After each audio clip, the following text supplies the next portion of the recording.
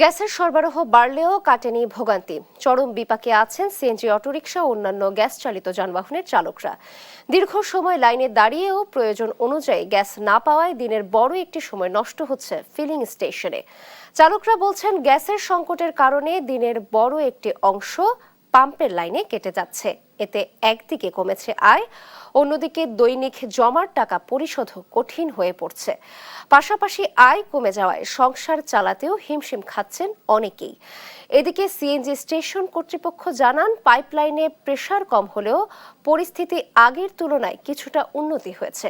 তবে এখনো চাহিদা অনুযায়ী পর্যাপ্ত সরবরাহ নেই বলে জানান সংশ্লিষ্টরা।